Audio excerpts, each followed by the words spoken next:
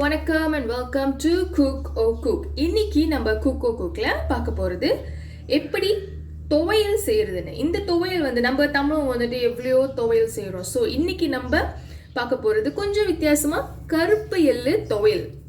So இதை எப்போதும் வாரத்துல ஒரு வாட்டி அம்மா செய்வாங்க. சோ இப்போ இந்த ரெசிபியை நான் ஷேர் பண்ண போறேன். தேவையான பொருட்கள் வந்துட்டு of course கருப்பு எள்ளு டோஸ்ட் பண்ணி வச்சிருங்க. அப்பதான் உங்களுக்கு ஈஸியா இருக்கும். இது வந்துட்டு தேங்காய், வெங்காயம், பூண்டு, புளி, chilli powder, curry leaves, salt தேவையானது, அப்புறம் எண்ணெயும் கொஞ்சம் தேவையான அளவுக்கு வதக்குறதுக்கு. மற்றபடி இதோட மெஷர்மெண்ட் அளவு வந்துட்டு கீழே இருக்கிற டிஸ்கிரிப்ஷன் பாக்ஸில் பார்த்து தெரிஞ்சுக்கோங்க. ஓகே, அடுப்பை தட்டிக்கோங்க. அடுப்பை தட்டிட்டு எப்போதுமே நான் சொல்கிற மாதிரி மீடியமில் வச்சுக்கோங்க. மீடியமில் வச்சுட்டு சட்டி காஞ்சோன்னே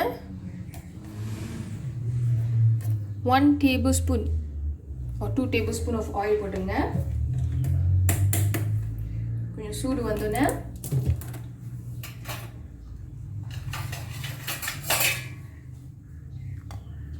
பூண்டு, வெங்காயம் வதக்கிடுங்க.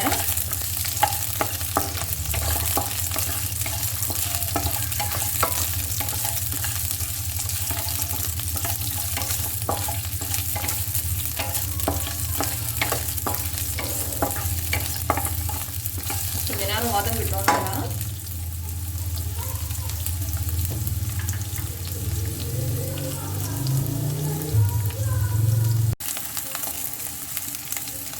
கருவேப்பிலை வந்துட்டு அளவு வந்துட்டு உங்கள் விரல் இருக்கு எல்லா விரல்லையும் இருக்கிற மாதிரி இப்படி எடுத்துங்க.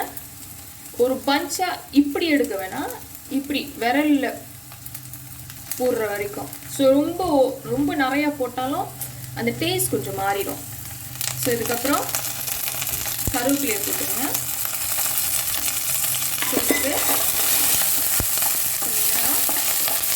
அதையும் சேர்த்து வதக்குங்க.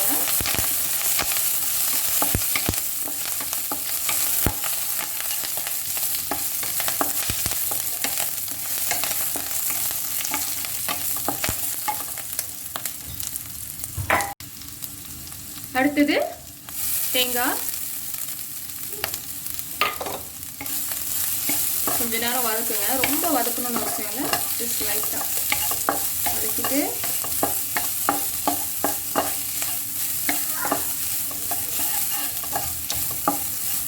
வதங்கினோன்னே லோவில் இருக்கு. ஸோ இப்போ நீங்கள் சில்லி பவுடர் ஆட் பண்ணுங்கள். சில்லி பவுடர் தீயாமல் பார்த்துக்குங்க. எண்ணெய் ஆட் பண்ணணும்னு அவசியம் இல்லை, பட் தீயாமல் மட்டும் பார்த்துக்குங்க, இல்லாட்டி டேஸ்ட் கொஞ்சம் டிஃப்ரெண்டாக இருக்கும். ஸோ நல்லா வதக்கிங்க.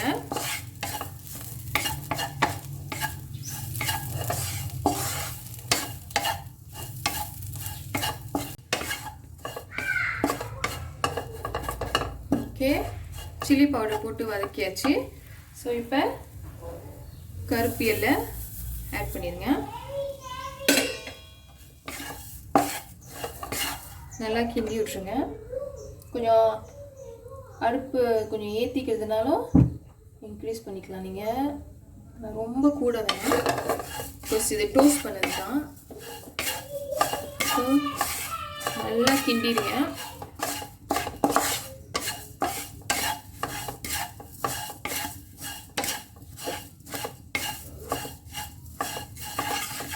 கலரே நல்லா இருக்கு பார்க்க.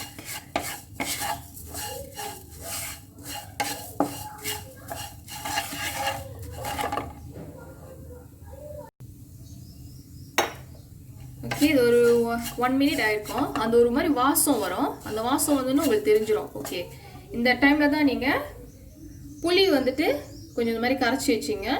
இதுலேருந்து பாதி புளி தண்ணி ஊற்றினா போதும், பாதி இது வச்சுங்க.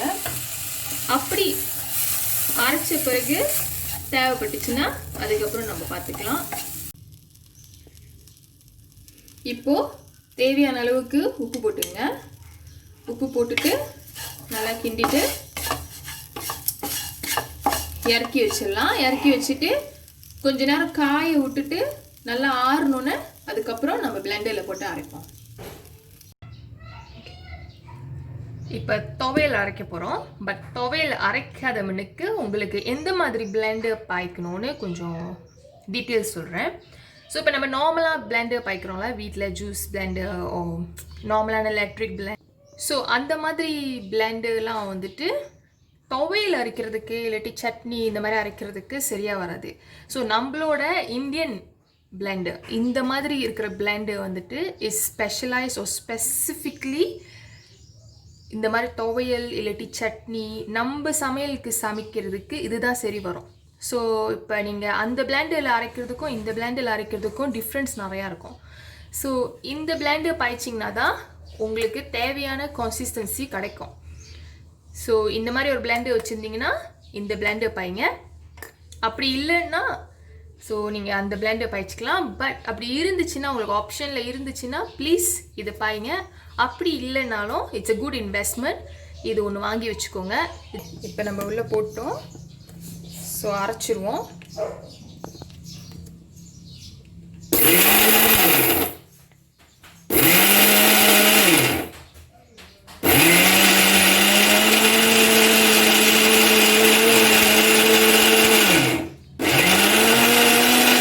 தேவையான அளவுக்கு தண்ணி கொஞ்சமாக ஆட் பண்ணிக்கோங்க. பிகாஸ் இந்த பிளெண்டர் நான் முதல்ல எக்ஸ்பிளைன் பண்ண மாதிரி ரொம்பலாம் தண்ணி ஊற்றணும்னு அவசியம் இல்லை.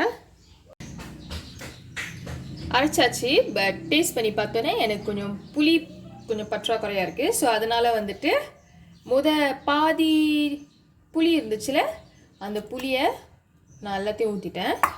அதுக்கப்புறம் உப்பும் கொஞ்சம் ஆட் பண்ணுறேன். ஸோ உங்களுக்கு எவ்வளோ தேவையோ, இப்போ உங்களுக்கு உப்பு குறவாக இருந்தால் தான் முடியும்னா தென் நீங்கள் உப்பு ஆட் பண்ண வேணாம். ஸோ இப்போ இதை சேர்த்து இன்னொரு வாட்டி ஒரு அரை அரைச்சிடுவோம். ஓகே, இப்போ பார்த்தீங்கன்னா அரைச்சிட்டோம். இந்த மாதிரி ஒரு கன்சிஸ்டன்சியில் இருக்கணும். பிகாஸ் இதுக்கு மேலே தண்ணியாகவும் இருந்துடக்கூடாது, ரொம்ப கட்டியாகவும் இருந்துடக்கூடாது. இந்த மாதிரி துவையல் சாப்பிட்ற மாதிரி தொட்டு சாப்பிட்ற மாதிரி இந்த மாதிரி ஒரு இதில் இருக்கணும். இப்போ இதை வந்துட்டு நம்ம ட்ரான்ஸ்ஃபர் பண்ணி வச்சுருவோம்.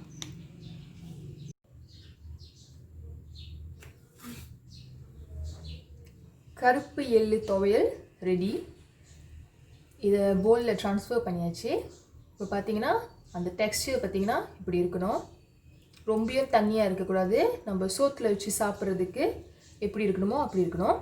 எனக்கு தெரியும் இந்த கலர் வந்துட்டு it's not that appetizing, but trust me, இது அவ்வளோ ஹெல்த்தி, குட் ஃபேட்.